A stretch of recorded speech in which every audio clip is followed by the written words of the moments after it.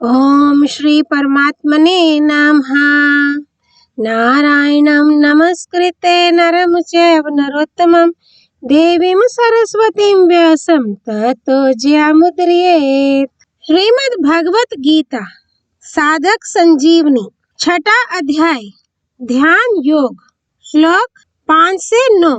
आत्मोद्धार के लिए प्रेरणा और सिद्ध कर्म योगी के लक्षण। पूर्व श्लोक में भगवान ने योगारूढ़ मनुष्य के लक्षण बताते हुए यदा और तदा पद से योगारूढ़ होने में अर्थात अपना उद्धार करने में मनुष्य को स्वतंत्र बताया। अब आगे के श्लोक में भगवान मनुष्य मात्र को अपना उद्धार करने की प्रेरणा करते हैं। श्लोक 5 उद्धारेद आत्मन आत्मनाम नात्मनाम अवसादेत आत्मेवार्यात्मनो बांधुर आत्मेवारिपुर आत्मनः।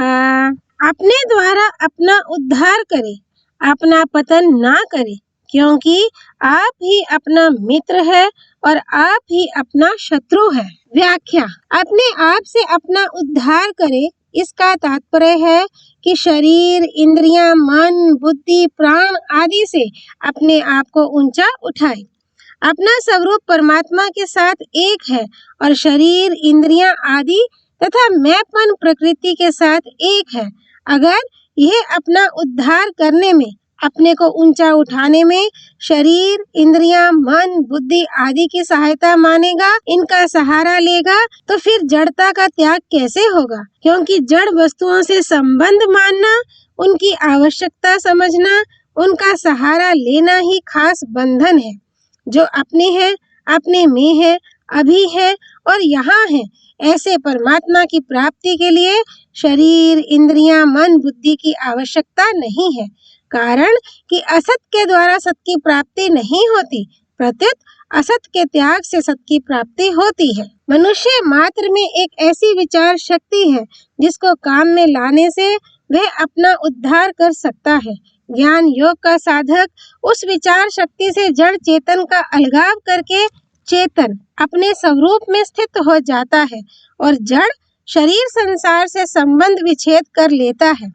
भक्ति योग का साधक उसी विचार शक्ति से मैं भगवान का हूँ और भगवान मेरे हैं, इस प्रकार भगवान से आत्मीयता करके अपना उद्धार कर लेता है। कर्म योग का साधक उसी विचार शक्ति से मिले हुए शरीर, इंद्रियां, मन, बुद्धि आदि पदार्थों को संसार का ही मानते हुए संसार की सेवा में लगाकर उन पदार्थों से संबंध विच्छेद कर लेता है और अपने स्वरूप में स्थित हो जाता है। इस दृष्टि से मनुष्य अपनी विचार शक्ति को काम में लेकर किसी भी योग मार्ग से अपना कल्याण कर सकता है। उद्धार संबंधी विशेष बात। विचार करना चाहिए कि मैं शरीर नहीं हूँ, क्योंकि शरीर बदलता रहता है और मैं वही रहता हूँ। ये शरीर मेरा भी नहीं है, क्योंकि शरीर पर मेरा वश नहीं चलता। अर्थात शरीर को मैं जैसा रखना चाहूँ वह वैसा नहीं रह सकता। जितने दिन रखना चाहूँ उतने दिन नहीं रह सकता और जैसा सबल बनाना चाहूँ वैसा बन नहीं सकता। ये शरीर मेरे लिए भी नहीं है, क्योंकि यदि यह मेरे लिए होता तो इसके मिलने पर मेरी कोई इच्छा बाकी नहीं रहती। दूसरी बात, ये परिवर्तनशील है और मैं अपरिवर्तनशील हूँ। परिवर्तनशील अपरिवर्तनशील के काम कैसे आ सकता है? नहीं आ सकता। तीसरी बात, यदि यह मेरे लिए होता तो सदा मेरे पास रहता, परंतु यह मेरे पास नहीं रहता। इस प्रकार शरीर मैं नहीं, मेरा नहीं और मेरे लिए नहीं। इस वास्तविकता पर मनुष्य दृढ़ रहे तो अपने आप से अपना उद्धार हो जाएगा। अब शंका होती है कि ईश्वर, संत महात्मा, गुरु शास्त्र, इनसे भी तो मनुष्यों का उद्धार होता है, फिर अपने आप से अपना उद्धार करे, ऐसा क्यों कहा? इसका समाधान है कि ईश्वर, संत महात्मा आदि हमारा उद्धार तभी करेंगे जब उनमें हमारी श्रद्धा होगी। वह श्रद्धा हमें खुद ही करनी पड़ेगी। खुद श्रद्धा किए बिना क्या वे अपने में श्रद्धा करा लेंगे? नहीं करा सकते। अगर ईश्वर, संत आदि हमारे श्रद्धा किए बिना ही अपने में हमारी श्रद्धा कराकर हमारा उद्धार करते तो हमारा उद्धार कभी का हो गया होता। कारण कि आज दिन तक भगवान के अनेक अवतार हो चुके हैं। कई तरह के संत महात्मा जीवन मुक्त भगवत प्रेमी हो चुके हैं, परंतु अभी तक हमारा उद्धार नहीं हुआ है। इससे भी सिद्ध होता है कि हमने स्वयं उनमें श्रद्धा नहीं की, हम स्वयं उनके सम्मुख नहीं हुए, हमने स्वयं उनकी बात नहीं मानी, इसलिए हमारा उद्धार नहीं हुआ। परंतु जिन्होंने उन पर श्रद्धा की, जो उनके सम्मुख हो गए, जिन्होंने उनकी बात मानी, उनका उद्धार हो गया। अतः साधक को शास्त्र, भगवान, गुरु आदि में श्रद्धा विश्वास करके तथा उनकी आज्ञा के अनुसार चलकर अपना उद्धार कर लेना चाहिए। परिशिष्ट भाव। अपने उद्धार और पतन में मनुष्य स्वयं ही कारण होता है, दूसरा कोई नहीं। भगवान ने मनुष्य शरीर दिया है तो अपने कल्याण की सामग्री भी पूरी दी है, इसलिए अपने कल्याण के लिए दूसरे की जरूरत नहीं है। पतन भी दूसरा नहीं करता, जीव खुद ही गुणों का संग करके जन्म मरण में पड़ता है। वास्तविक दृष्टि से देखें तो भगवान भी विद्यमान है, गुरु भी विद्यमान है, तत्व ज्ञान भी विद्यमान है और अपने में योग्यता, सामर्थ्य भी विद्यमान है। केवल नाशवान सुख की आसक्ति से ही उनके प्रकट होने में बाधा लग रही है। नाशवान सुख की आसक्ति मिटाने की जिम्मेवारी साधक पर है, क्योंकि उसी ने आसक्ति की है।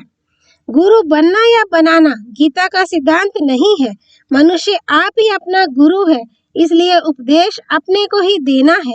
जब सब कुछ परमात्मा ही है, वासुदेव सर्वम, तो फिर दूसरा गुरु कैसे बने और कौन किसको उपदेश दे? अतः दूसरों में कमी ना देखकर अपने में ही कमी देखे और उसको दूर करने की चेष्टा करे, अपने को ही उपदेश दे। आप ही अपना गुरु बने, आप ही अपना नेता बने और आप ही अपना शासक बने। स्वयं अपना मित्र और शत्रु कैसे है, इसका उत्तर भगवान आगे के श्लोक में देते हैं। श्लोक 6। बंधुर आत्मात्मनस्तस्य येनात्मैवात्मना चेतः अनात्मनस्तु शत्रुत्वे वर्तेतात्मेव शत्रुवत्। जिसने अपने आप से अपने आप को जीत लिया है, उसके लिए आप ही अपना बंधु है, और जिसने अपने आप को नहीं जीता है, ऐसे अनात्मा का आत्मा ही शत्रुता में शत्रु की तरह बर्ताव करता है। व्याख्या। अपने में अपने सिवाय दूसरे की सत्ता है ही नहीं, अतः जिसने अपने में अपने सिवाय दूसरे यानी शरीर, इंद्रियां, मन, बुद्धि आदि की किंचन मात्र भी आवश्यकता नहीं रखी है, अर्थात असत पदार्थों के आश्रय का सर्वथा त्याग करके जो अपने स्वरूप में स्थित हो गया है, उसने अपने आप को जीत लिया है। जो अपने सिवाय दूसरों की अर्थात शरीर, इंद्रियां, मन, बुद्धि, धन, वैभव, राज्य, जमीन, घर, पद, अधिकार आदि की अपने लिए आवश्यकता मानता है, वही अनात्मा है। तात्पर्य है कि जो अपना स्वरूप नहीं है, आत्मा नहीं है, उसको अपने लिए आवश्यक और सहायक समझता है तथा उसको अपना स्वरूप मान लेता है। ऐसा अनात्मा होकर जो किसी भी प्राकृत पदार्थ को अपना समझता है, वह आप ही अपने साथ शत्रुता का बर्ताव करता है। यद्यपि वह यही समझता है कि मन, बुद्धि आदि को अपना मानकर मैंने उन पर अपना आधिपत्य कर लिया है, उन पर विजय प्राप्त कर ली है, तथापि वास्तव में उनको अपना मानने से वह खुद ही पराजित हुआ है। तात्पर्य यह निकला कि दूसरों से पराजित होकर अपनी विजय समझना ही अपने साथ शत्रुता का बर्ताव करना है। परिशिष्ट भाव। वास्तव में भोगी मनुष्य अपना जितना नुकसान करता है, उतना शत्रु भी नहीं कर सकता। वास्तविक दृष्टि से देखा जाए तो शत्रु के द्वारा हमारा भला ही होता है, वह हमारा बुरा कर ही नहीं सकता, कारण कि वह वस्तुओं तक ही पहुंचता है, स्वयं तक पहुंचता ही नहीं। अतः नाशवान के नाश के सिवाय और वह कर ही क्या सकता है। नाशवान के नाश से हमारा भला ही होगा, वास्तव में हमारा नुकसान हमारा भाव बिगड़ने से ही होता है। अपने द्वारा अपनी विजय करने का परिणाम क्या होता है, इसका उत्तर आगे के 3 श्लोकों में देते हैं। श्लोक 7। जितात्मनः प्रशान्तस्य परमात्मा समाहितः शीतोष्ण सुख दुखेषु तथा मानापमानयोः। जिसने अपने आप पर विजय कर ली है, उस शीत उष्ण अनुकूलता प्रतिकूलता, सुख दुख तथा मान अपमान में निर्विकार मनुष्य को परमात्मा नित्य प्राप्त है। व्याख्या। शीत अर्थात अनुकूलता की प्राप्ति होने पर भीतर में एक तरह की शीतलता मालूम देती है और उष्ण अर्थात प्रतिकूलता की प्राप्ति होने पर भीतर में एक तरह का संताप मालूम देता है। तात्पर्य है कि भीतर में न शीतलता हो और न संताप हो, प्रत्युत एक समान शांति बनी रहे, अर्थात इंद्रियों के अनुकूल प्रतिकूल विषय, वस्तु, व्यक्ति, घटना, परिस्थिति आदि की प्राप्ति होने पर भीतर की शांति भंग ना हो। कारण कि भीतर में जो स्वतः सिद्ध शांति है वह अनुकूलता में राजी होने से और प्रतिकूलता में नाराज होने से भंग हो जाती है। अतः शीत उष्ण में प्रशांत रहने का अर्थ हुआ कि बाहर से होने वाले संयोग वियोग का भीतर असर ना पड़े। मान अपमान में प्रशांत रहने का उपाय। साधक का कोई मान आदर करे तो साधक यह ना माने कि यह मेरे कर्मों का, मेरे गुणों का, मेरी अच्छाई का फल है, प्रत्युत यही माने कि यह तो मान आदर करने वाले की सजनता है, उदारता है। उसकी सजनता को अपना गुण मानना ईमानदारी नहीं है। अगर कोई अपमान कर दे तो ऐसा माने कि यह मेरे कर्मों का ही फल है, इसमें अपमान करने वाले का कोई दोष नहीं है, प्रत्युत वह तो दया का पात्र है, क्योंकि उस बेचारे ने मेरे पापों का फल भुगताने में निमित्त बनकर मेरे को शुद्ध कर दिया है। इस तरह मानने से साधक मान अपमान में प्रशांत निर्विकार हो जाएगा। अगर वह मान को अपना गुण और अपमान को दूसरों का दोष मानेगा तो वह मान अपमान में प्रशांत नहीं हो सकेगा। परिशिष्ट भाव। जिसकी आत्मा मित्र की तरह है, अर्थात जिसका शरीर में मैंपन और मेरापन नहीं है, वह अनुकूलता प्रतिकूलता, सुख दुख और मान अपमान प्राप्त होने पर भी सम निर्विकार रहता है। ऐसा मनुष्य सिद्ध कर्म योगी है, अर्थात उसको परमात्मा का अनुभव हो चुका है, ऐसा मानना चाहिए। कारण कि अनुकूलता प्रतिकूलता, सुख दुख और मान अपमान तो आते जाते हैं, पर परमात्मा तत्व ज्यों का त्यों रहता है। श्लोक 8। ज्ञान विज्ञान तृप्त आत्मा कूटस्थो विजितेन्द्रियः युक्त इत्युच्यते योगी सामालोष्ट्राश्मा कांचनः। जिसका अंतःकरण ज्ञान विज्ञान से तृप्त है, जो कूट की तरह निर्विकार है, जितेंद्रिय है और मिट्टी के ढेले, पत्थर तथा स्वर्ण में समबुद्धि वाला है, ऐसा योगी युक्त योगारूढ़ कहा जाता है। व्याख्या। लोष्ट नाम मिट्टी के ढेले का, अश्म नाम पत्थर का और कांचन नाम स्वर्ण का है। इन सब में सिद्ध कर्मयोगी सम रहता है। सम रहने का अर्थ ये नहीं है कि उसको मिट्टी के ढेले, पत्थर और स्वर्ण का ज्ञान नहीं होता। उसको यह ढेला है, यह पत्थर है, यह स्वर्ण है, ऐसा ज्ञान अच्छी तरह से होता है और उसका व्यवहार भी उनके अनुरूप जैसा होना चाहिए वैसा ही होता है। अर्थात वह स्वर्ण को तिजोरी में सुरक्षित रखता है और ढेले तथा पत्थर को बाहर ही पड़े रहने देता है। ऐसा होने पर भी स्वर्ण चला जाए, धन चला जाए तो उसके मन पर कोई असर नहीं पड़ता और स्वर्ण मिल जाए तो भी उसके मन पर कोई असर नहीं पड़ता। अर्थात उनके आने जाने से, बनने बिगड़ने से उसको हर्ष शोक नहीं होते।